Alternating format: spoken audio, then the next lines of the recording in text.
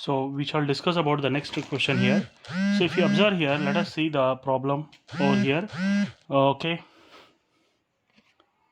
So in this case, we shall discuss about a new problem, a new concept, and new explanation here. So if you observe here, you are considering one pulley is there. In this pulley, if you observe, right side there are two blocks having masses 3 kg and 5 kg. Left side there is only one mass having 2 kg. So how are you going to solve here? Now let us imagine this is having mass m2, this is having mass m1, and this is having mass m3. If these three masses you are going to consider here, if these three masses you are going to consider here, how are you going to write the free body diagram for these blocks? And you can do the problem in a very easy method, and I will at last I will tell you the shortcut also to solve this problem. Our aim is to find out an acceleration and also how to find out the tensions T1 and T2. For example, first of all, let us consider a block of mass 5 kg. Okay, so this is a block of mass 5 kg which I am considering as m1. So if I am considering as m1, how many forces are acting on this block? Let us see here. Okay, so on this block, downwards m1 into g is acting, upwards tension T1 is acting. But if you observe here, as there are heavy masses at this place and this is a lighter mass, you know that acceleration here will be downwards. Okay, so in this direction here, acceleration of this block is upwards here. So these two blocks come down with an acceleration, and this block will move upward with an acceleration a here. So if this is the case here, then let us see what happens. So if you observe, this block is moving with an acceleration a here.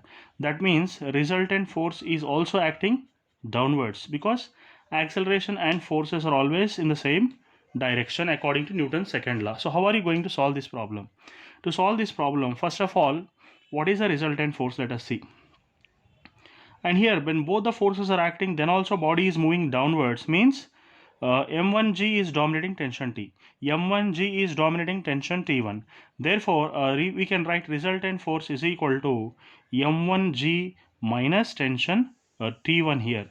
So this Fr is going to be m1 into A, which is equal to m1 into g minus tension T1. So this can be considered as equation number 1 here. Okay, so this is considered as equation number 1. Let us go for the second body, that is m2. So if you observe m2 here, how many forces are acting on m2? So if you observe here, downwards there is one force which is called as tension T1. Okay, so this force tension T1 is acting downwards. Upward there is one force which is called as tension T2 here, and this is moving down with an acceleration a. That means resultant force is also acting downwards here. And along with tension T1, because of this body, there is one more force acting. What is that force? That is weight of the same body, that is m2g is acting downwards.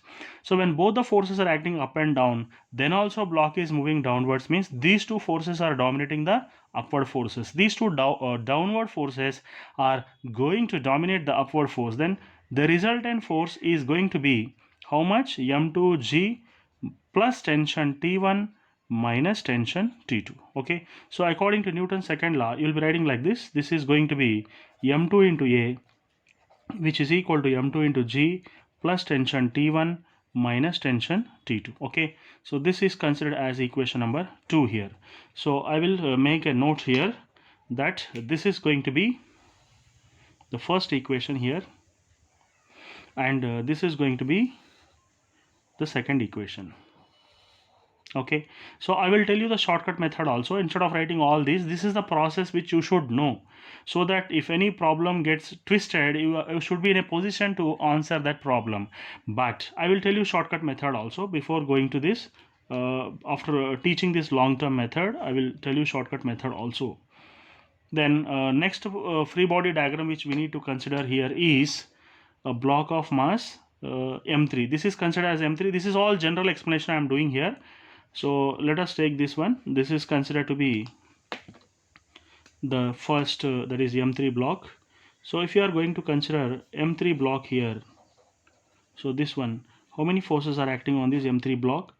That is m3 into g is acting downwards, upward tension T2 is acting, and you know this is moving upward with an acceleration, so I'll consider acceleration is upwards. even resultant force is also acting upwards. When both the forces are acting, then also block is moving upward, means T2 is dominating M3G. T2 is dominating M3G. Therefore, you can write like this. You can write the resultant force like this here. So, what is the resultant force in this case? Let us see here. So, now resultant force is going to become Fr. Okay. So, resultant force in this case is upward. So, that is going to be the dominating force minus least force. That is T2 minus M3 into G. Therefore, Fr can be taken as M3 into A, which is equal to T2 minus M3 into G here. Okay, so I can take this as equation number 3 here. Okay, so I am considering this as an equation number 3, which I am going to make a mark. That is, this is going to be equation number 3 here. So now what I am going to do, I am adding all these 3. So adding 1, 2 and 3. Let us see what are we going to get here. Adding 1, 2 and 3. So let us see what are you going to get. See, this is M1A, M2A, M3A. So A can be common out here, M1 plus M2 plus M3 into A. You can write like that only, and remaining things you can just write down which is present to the right side. So right side, what is present here? M1G minus T1. So you can write M1G minus T1 plus what is present here in right side, equation number 2. You can write here M2G plus tension T1 minus tension T2, which is present the right side of this. So what is present right side of this? That is plus tension T2 minus M3 into G here. Okay, so let us see what are the things going to be cancelled here. So if you observe here, T1 gets cancelled, T2 gets cancelled here. If it is so, then what is present here? Now acceleration A is going to become, you can see here now, M1 and M2 are present here. Both are positive, whereas M3 is going to be negative here. And G is common in all the 3 cases. So I can just write down now M1 plus M2. M3 is considered to be minus here. So I can write this as minus and G. And this M1 plus M2 plus M3, you can write in the denominator M1 plus M2 plus M3. Okay. You just see, this is the formula for acceleration. This formula for acceleration you can substitute anywhere. You can substitute in equation number 1, 2 or 3. Wherever you want, you can substitute. Definitely you are going to get the answer here. Okay, I think it is better if you substitute in equation number 1 to get tension T1 and equation number 3 to get tension T2. It's very simple now. Okay, so how are you going to do this? See here, let me take some different color so that it is very attracting. You can take substitute acceleration in 1. Okay, so for before substituting acceleration in 1, first of all let us find out what is acceleration here. Okay, so how are you going to find out an acceleration in this case?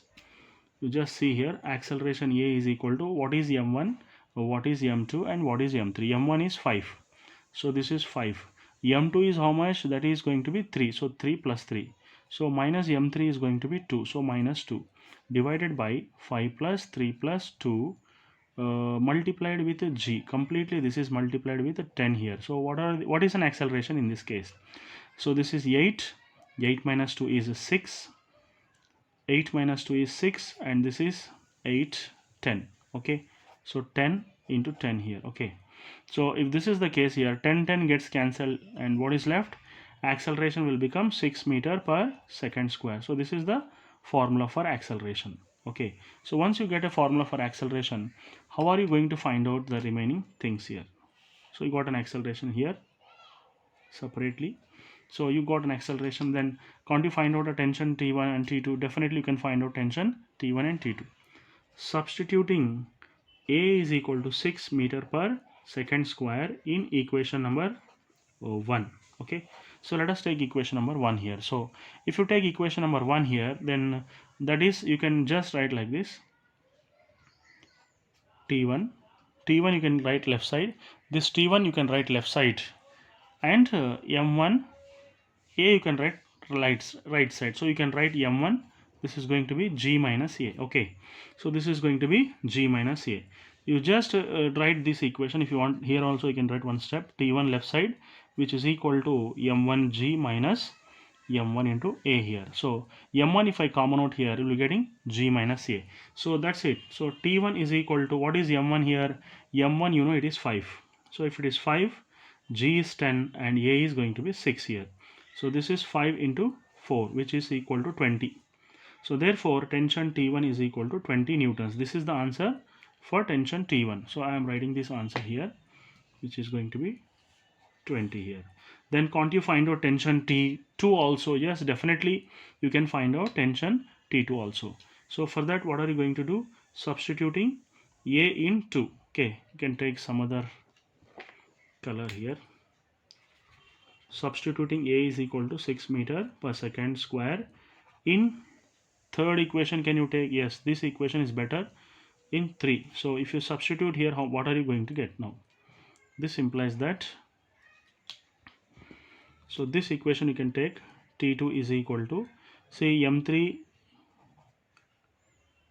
into g plus m3 into a. So can you write this as T2 is equal to m3 common out g plus a. So what is the value of m3 here? M3 is going to be 2 and g is going to be how much? 6. Sorry, g is 10. G is 10 and what is a? So if g is 10, what is a? So a is a 6. Okay, so 10 plus 6. So this is 16. 16 into 2, 32. Therefore, how much we got tension T2? We got tension T2 as 32. Okay, so 32 newtons. So therefore we got the answer for this problem also.